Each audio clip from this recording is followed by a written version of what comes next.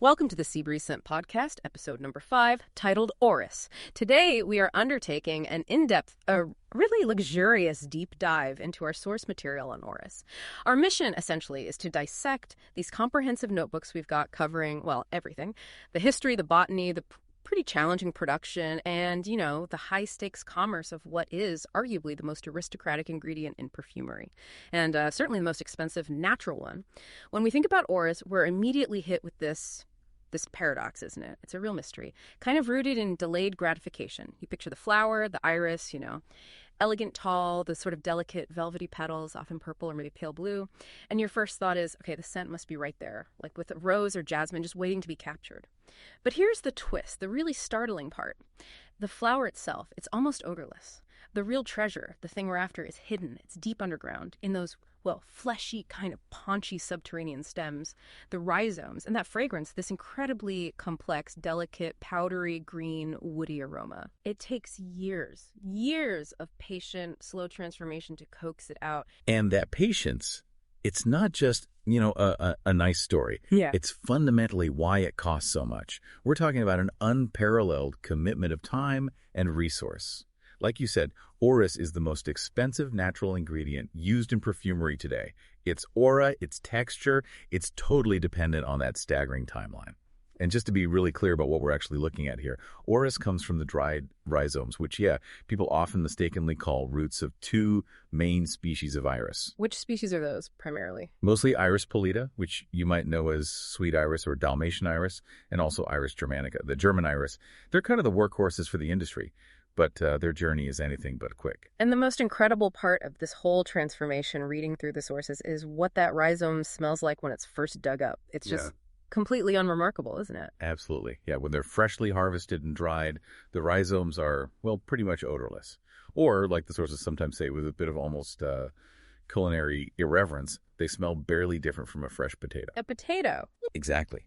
The magic, that transformation into the prized violet-like scent, it only really happens over a minimum of 3 years. 3 years of careful maturation. And during this time, the specific molecules that give it that really aristocratic fragrance, the irons, they slowly develop. So we're really diving into how something seemingly so agricultural transforms into the absolute highest form of luxury. A luxury defined by something as simple and as non-negotiable as time. Okay, let's unpack this from the botanical side then. Trace the lineage of the plant itself. The name iris, it immediately connects us to something majestic, something ancient, doesn't it? Comes from the Greek iris, iridos, meaning rainbow, which was also the name of the messenger goddess Iris who traveled between heaven and earth on a rainbow. That's a beautiful link, actually. It connects the flower not just to color, but, to connection, communication, bridging worlds. It's a very fitting metaphor, really, for an ingredient that often acts as this kind of sublime connector and stabilizer in a perfume. From practical standpoint, both I. pallida and I. germanica are pretty substantial herbaceous perennials that produce these rhizomes. How tall do they actually get? And how can you, tell the two main species apart, botanically speaking? Well, I. pallida is usually a bit shorter, maybe 60 to 110 centimeters tall. And the flowers are typically a pale lavender purple, sometimes almost off-white. I. germanica can get slightly taller, maybe up to 120 centimeters. And its flowers tend to be a more intense purple or sometimes pure white. But critically, for our purposes, both plants have these thick, white-fleshed rhizomes that grow horizontally, just beneath the soil surface, always pushing forward. Right. So if the plant itself is relatively hardy, what makes the cultivation so incredibly challenging and their end product so, outrageously expensive?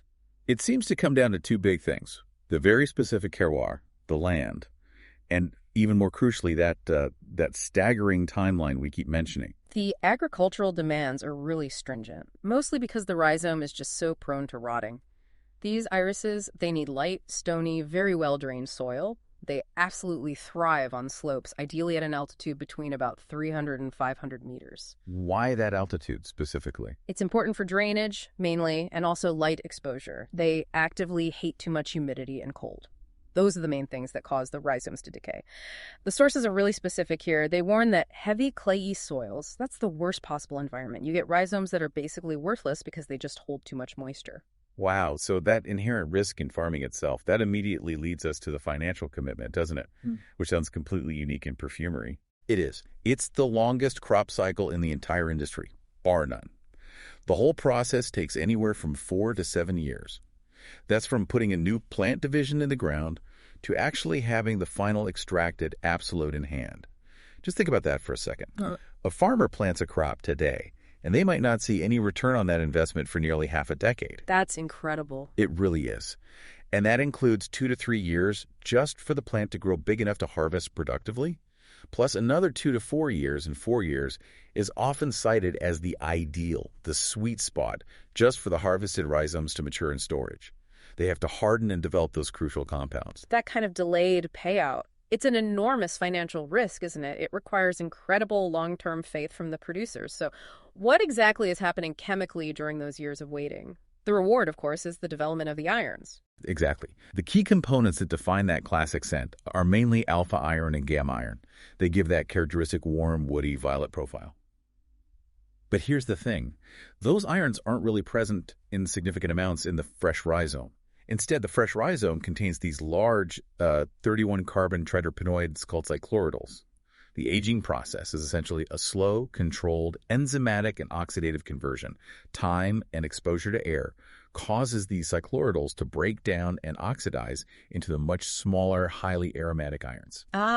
So without that multi-year aging process, you miss that chemical conversion. You don't get the fragrance you want. The rhizome is, in a way, slowly stewing its own perfume over years. Given that kind of risk, the financial gamble, this huge multi-year commitment, it makes sense that only certain regions, often ones with really deep historical roots in this, have managed to perfect the whole supply chain. Let's talk geography, starting with, well, the undisputed historical heartland. Italy, Tuscany specifically. It's absolutely central to the Orris story. The iris has been the emblem of Florence il Givio, often stylized as the fleur-de-lis since way back in the 11th century. And this association really solidified during the Renaissance, especially after Catherine de' Medici supposedly brought Orris perfumes with her to the French court. Today, the finest fields of Ippolita are still found there in Tuscany, particularly in the hilly areas near Greve, Chianti, and Arezzo. And this is where we see the kind of logistical structure needed to sustain such a long-term investment, right? Often involving specialized partners. That's a crucial detail, yes. Take a company like LMR Naturals. Yeah. They're one of the world's leading suppliers of high-quality natural ingredients. They partner with local organizations like the Associazione Toscana Giaiolo Cooperative. This cooperative structure is vital because it helps coordinate maybe 200 or more small producers. Oh. And that structure ensures quality control. It helps spread out and mitigate the financial risk that's inherent in that 4 to 7 year cycle. And it helps stabilize the supply and price for someone like LMR. It's really a mechanism built entirely around managing that enormous time commitment. But the industry hasn't always been stable, even in Italy has it, which forced suppliers to diversify a bit. Correct. Yeah, Tuscan production actually hit a worrying low point around the year 2000. It was largely due to things like rapid real estate development, the rise of tourism. Traditional farming just became less profitable, especially for younger generations. So this led suppliers to look elsewhere. In France, for example, Ippolita cultivation had practically vanished, but it was successfully reintroduced maybe 25 years ago or so, partly thanks to efforts by companies like LMR again. They established a key partnership with a cooperative called Les Aromates de Provence in Tres, Aix-en-Provence, and also in the historic Grasse region, really reviving local expertise. And looking globally, where else has this commitment to Orris taken root? Well, we find significant production centers spreading out now, often using I. Germanica because it's relatively hardier. Morocco's a major player. Iris Germanica thrives there in the Arica Valley, which is in the foothills of the Atlas Mountains, southeast of Marrakesh. China has also become a significant source. They've been farming a variety that's close to Ippolita in the Yunnan province since about 1988. And additionally, you find both species present in the Isparta region of Turkey. Right. These diverse sources allow the major houses to blend extracts, sometimes mixing Ippolita and I. Germanica, derive materials to achieve consistent quality, and, importantly, stabilize the iron's content. It provides a necessary buffer against crop failures in just one region. Okay, so given this long, really complex history of cultivation and supply, Orris root, or just Orris as it was known historically, it has this extraordinary storied past, doesn't it, spanning millennia and continents.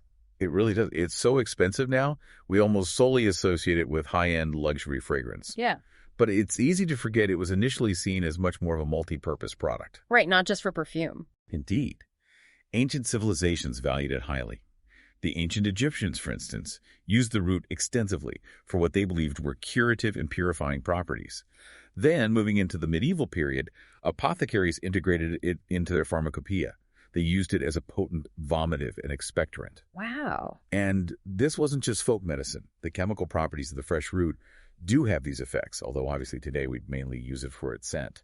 It was also used as a flavoring agent, added to liqueurs, and apparently even certain 19th century wines in Italy to mimic desirable fruity aromas like raspberry or strawberry. Fascinating.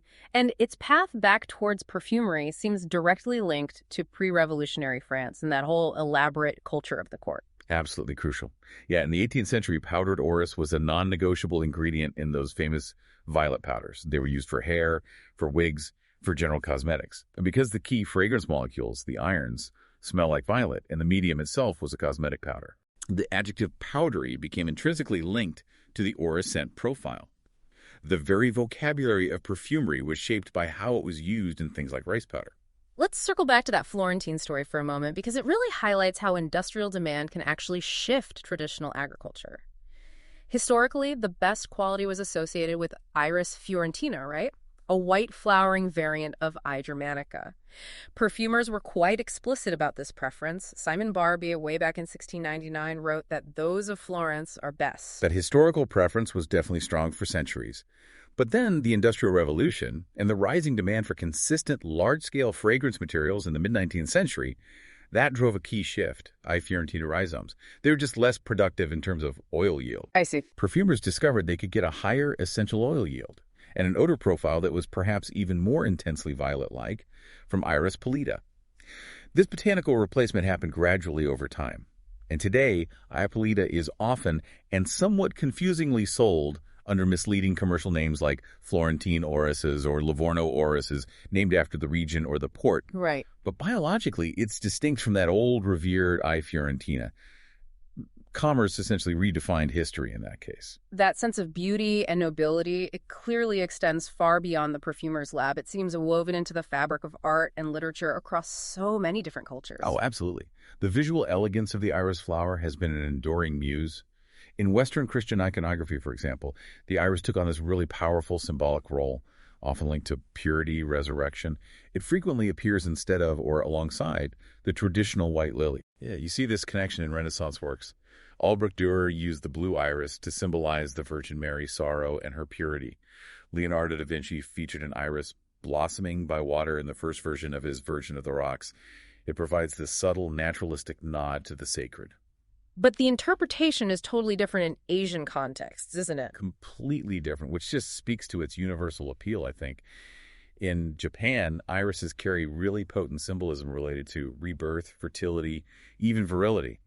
The stiff, straight form of their leaves is often interpreted as evoking the blade of a samurai katana sword. Oh. They're prominently featured on the Japanese Hanafuda card for the month of May, and there's a famous, very literary anecdote from the Tales of Aiza. It involves a traveler crossing a place called Yatsuhashi, meaning 8 bridges, where he sees water irises and composes an acrostic poem. The first syllable of each line spells out kakitsubata, the Japanese word for that specific iris. It becomes a symbol of connection, memory, poetry. That connecting, traveling theme, much like the Greek messenger goddess Iris herself, certainly seems to have appealed universally, including to the Impressionists, who were obsessed with capturing natural light and color. Indeed. Vincent van Gogh, who was deeply influenced by Japanese prints, described his 1888 masterpiece, Wheatfield with Irises, as a pretty Japanese dream. And Claude Monet, well, his Iverney garden basically became his whole universe. He planted and painted irises extensively. He focused on capturing their vibrant color, their movement, often using them to explore really complex light patterns, even later in life when his sight was tragically beginning to fail him. And brewing it right into the 20th century, we see someone like Georgia O'Keeffe approaching the flower with a completely new, almost monumental intimacy. O'Keeffe's famous works, those deeply sensual close-up studies pieces like Black Iris or Lavender Iris, they take the flower way beyond simple portraiture. They fill the entire canvas with the bloom's complex folds, offering an almost abstract kind of geological study of texture and depth. It emphasizes the complex structure, the manifold presence of the flower itself, a theme that contemporary artists continue to explore, recognizing the iris not just as a pretty bloom, but as a structure of immense visual interest. Okay, now we have to return to the root itself, and arguably the most financially and chemically demanding phase. That transformation from just an underground stem into this incredibly valuable aromatic material. We established that the newly dried rhizomes have that faint, unpleasant, earthy, almost potato-like smell. If a distiller was, well, foolish enough to process them right away, the resulting oil would have a disagreeable odor, and the yield would be pitifully low. Exactly. So that time spent aging, those 2 to 4 years, ideally 3 to 4, it's completely non-negotiable. It is the period of chemical conversion. It's also the period where the financial commitment essentially accrues interest, you could say. Right. During storage, the rhizomes harden considerably. That's a physical manifestation of the chemical changes happening inside. They have to be stored in extremely dry, well-ventilated conditions and rotated regularly. This is crucial to prevent infestation by mold or by the larvae of the drugstore beetle, which actually feeds on the dried root. Oh, lovely. Yeah. This entire aging process is the slow mechanism that allows those cycloidals to oxidize, finally yielding those prized, highly odoriferous, powdery, woody, violet-smelling irons. This is where the cost is fundamentally born in all that waiting. And even before extraction begins, there's a critical and highly traditional preparation step that dictates the quality and the cost, right? Separating the rhizomes into white or black Orris. Yes. The absolute pinnacle of quality is achieved through white or decorticated Orris. This requires meticulous manual peeling of the entire rhizome. It's done with a small, curved paring knife, traditionally known in Italian as a roncolo. Exactly. This incredibly demanding, laborious work was historically carried out by skilled Florentine families, and it yields the absolute finest quality Orris. However, due to, prohibitive modern labor costs and just the sheer time involved, this method is now vanishingly rare. It's reserved only for the most exclusive, maybe bespoke projects. And the more commercially viable product today, the one we mostly see. That would be black, dark, or sliced Orris. These rhizomes are left unpeeled. They keep their outer skin. They're simply cut crosswise into slivers, and this process is now often done mechanically to save time and cost. The odor profile of black Orris is definitely woodier, maybe slightly earthier than the peeled white variety because you still have that skin material present. Makes sense. But it's substantially cheaper, and it represents the vast majority of what's produced globally today. The shift is really dramatic. Sources say in 1905, black Orris was only about 6% of Florentine production. Today, it's the undisputed global standard. Okay, so once they're prepared and aged, the rhizomes are ground into a fine powder for extraction. Let's dive into the technical side now, starting with the method that yields that famously solid butter. Right. The traditional method is hydrodistillation. The Orris powder is immersed in boiling water, usually in massive copper stills, for a really grueling 15 to 20 hours. And there's a fascinating technical constraint here. The cooling system, the condenser, cannot be allowed to drop below 40 degrees Celsius. That's 104 Fahrenheit. Why is that so critical? It's absolutely critical because the resulting essential oil, which is rich not just in irons but also in fatty acids like majestic acid, is actually solid at room temperature. So if the condenser cools down too much, the oil solidifies right there and blocks the entire system. It causes a catastrophic production failure. Wow, so the result is intentionally solid at standard temperatures. Exactly. The result is Orris concrete, often just called Orris butter. And the yield is, it's heartbreakingly low, a mere 0.2%. 0.2%. Yeah, that means you have to process 1,000 kilograms of aged powder just to get 2 kilograms of concrete. The iron content in this raw butter is typically around 18 to 20%. It's the high concentration of those fatty acids that gives it that characteristic waxy, buttery texture in its name. But the real focus for high-end perfumery is usually a more refined, liquid, concentrated version, isn't it? How do we get the purest extract from this butter? Well, to bypass the fatty acids entirely, sometimes solvent extraction is used first. You can use volatile solid extraction directly on the powder. This produces a resin, which is then purified with alcohol to create something called a resinoid. This resinoid is highly viscous, very thick, and often carries some unique top notes. You might get chocolate or cocoa facets, evolving into fruity, almost peach candy notes. The yield is slightly better here, maybe 3 to 4%. Okay, but the true ultimate prize, the sort of end of the line for purity, is the absolute. Right. To achieve that level of purity, we turn to fractional distillation. This process takes the concrete, the Orris butter, and processes it under a vacuum.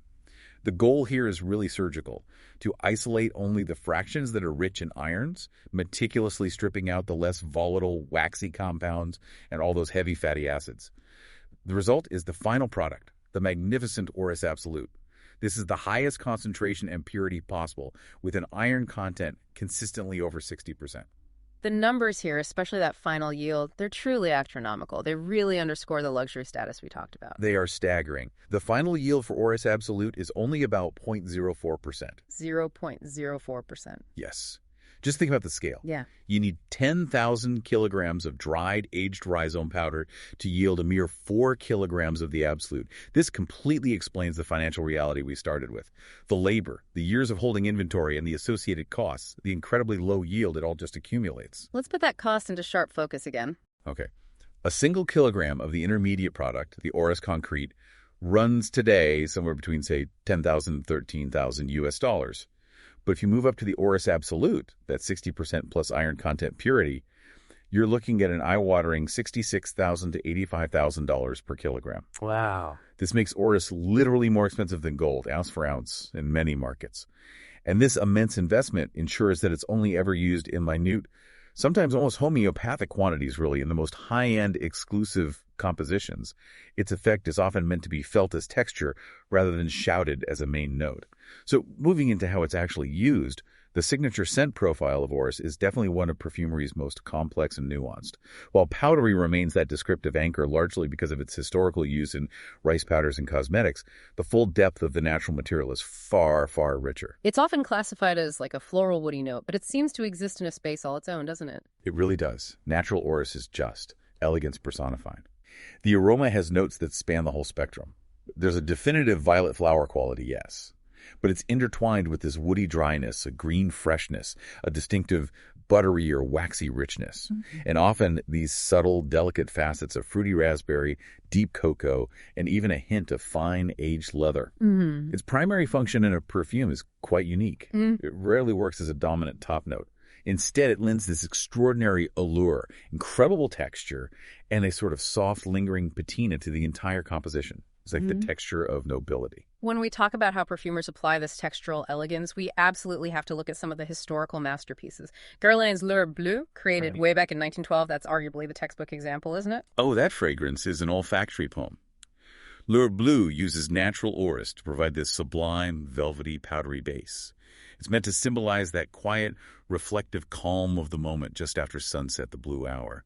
It captured the sort of psychological calm of the Edwardian era, just before the storm of World War I. It really defines elegance through softness and depth. And then there's the fragrance that achieved almost mythical status purely because of its short life and profound beauty, Iris Gris by Jacques Foth. Ah, Iris Gris. Launched in 1947, it was a true masterwork, but sadly it was withdrawn only 7 years later. That made it a kind of holy grail for fragrance collectors for decades. Its signature was this, well, divine pairing, as people called it, of a noble, dry Orris note, counterpointed by a sweet, velvety peach note, all resting on a woody, musky base. That sounds amazing. It was. And the perfume house recognized its mythical importance. They successfully revived the original formula in 2018 as L'Iris de Foth, proving just how enduring the quality of that unique Orris Beach Accord really is. Moving forward to 1970, Chanel's Endigree 19 presents Orris in a completely different light, much more green and structured. Endigree 19 is a brilliant example of Orris's versatility, absolutely. The fragrance opens with this sharp, almost aggressive green and earthy galbanum note. It's the enveloping warmth of the Orris in the heart that tames and softens that initial shock. It lends the whole structure an airy, soft, and incredibly sophisticated elegance.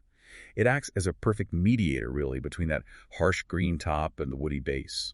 It's also fascinating to see Orris successfully integrated into modern masculine fragrances, which is a genre traditionally dominated by, woods and spices. That's a rare and highly successful feat, yes. Dior Homme Original 2005 is probably the key example here. Olivier Polge created this robust, solid, woody structure featuring notes like cedar and vetiver and orchestrated it perfectly with this unctuous, almost chocolatey Orris. Chocolatey, interesting. Yeah, this composition gave the scent this aristocratic, almost melancholy finesse. It introduced a distinctly sophisticated modern masculinity that relied more on texture than just sheer power. We also see cleaner interpretations, like Prada's Infusion de Riz from 2007, which cleverly emphasized the greener, more playful, slightly soapy facets of the rhizome, suggesting clean linen and water. The reverence that perfumers hold for this material, it's palpable when you read their descriptions. Delphine Jelk, one of Guerlain's current perfumers, she describes Orris as majestic, but rather serious. She finds it almost too noble sometimes, yeah. She says she always wants to shake it up a little, maybe by pairing it with brighter notes. She particularly praises the classic combination of orris and rose, which creates that instantly recognizable, very feminine lipstick effect, a direct nod back to those powdery cosmetics of the 18th century. And she notes that Guerlain uses a very specific quality unique to their house tradition, right? Yes, the Guerlain house relies heavily on their own orris tincture. This tincture is obtained by macerating the roots in alcohol, a process started by Jacques Guerlain himself, apparently specifically to bring out those deeper, more particular chocolate and cocoa accents that really define their signature powdery base, the Guerlainade. Another perspective comes from Julien Rasquinet, who's the nose behind several modern classics. He calls orris one of the coziest, most intimate raw materials. Rasquinet beautifully connects the scent directly to personal, almost aristocratic environments. He evokes a scented boudoir, an elegant handbag, fine leather goods. He reiterates that orris is strongly tied to a sense of elevated femininity and tradition, harkening back to the powdered wigs and the violet powders. And he also stresses that persistent mystery of the material. Its great power comes from a part of the plant that gives absolutely no olfactory clue while it's alive. That just adds to the intrigue of the root. Olivia Giacobetti, the creator of Orris for Hermès, she seems to view the material differently, focusing more on its essential nature. Giacobetti focuses on its dual nature. Raw, yet extremely soft. That's her description. For her, orris conveys this essential, almost mineral and plant-like calm. In Orris, she was aiming for a distinctly androgynous style. She used orris absolute not just for the scent, but for texture, achieving this plain, woody outline that really fit the sleek, gender-neutral aesthetic of Hermès at that time. She emphasizes that even a tiny quantity, whether it's pure iron or orris butter, brings this inimitable grain or patina to the final fragrance, making it feel completely finished.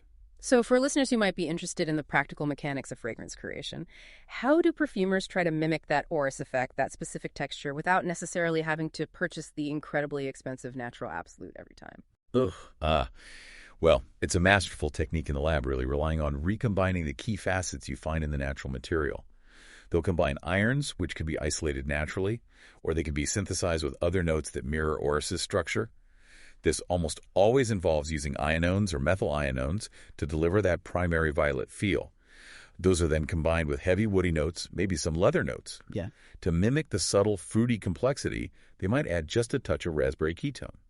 And sometimes they even add a tiny amount of a very powerful, slightly fatty aldehyde called trans-2-non-curemental. It smells distinctly like cucumber, actually. Cucumber, really? Yeah, it's used to mimic that slightly waxy, buttery head note that is so characteristic of orris butter. It's clever, and it can be effective, but it's still, well, it's a pale imitation of the sheer depth and complexity you get from the natural age material. Hashtag Chagmay conclusion and final thought. Wow. We have truly spanned a vast landscape today, haven't we? From, the Greek goddess Iris and the historical significance of Florentine gardens, all the way through to the complex agricultural cycles that demand half a decade of patience. The precise extraction chemistry needed to get the absolute and its ultimate expression in contemporary luxury perfumery. Orris really is an ingredient defined by patience, by rarity, and by this profound elegance. It is the ultimate commitment ingredient, absolutely. But maybe to end with one final detail, something that truly adds to the mystique.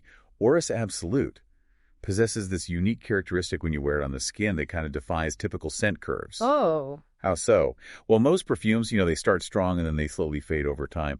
Orris is often the opposite. Its top note can be quite weak, almost subtle when you first apply it, but then it actually grows in intensity on the skin. It blossoms before finally decreasing hours later. No. It's true. This unusual longevity and this sort of unfolding strength, it perfectly mirrors the journey of the rhizome itself, doesn't it? Starting as something barely noticeable, transforming slowly, and developing into something incredibly powerful and beautiful over time. A true lesson in delayed gratification, both in the field and on the skin. What an incredible journey. If you want to delve into more of this kind of detail, please do visit sbscent.com. Thank you for listening to my podcast, finishing by see you next episode. Bye.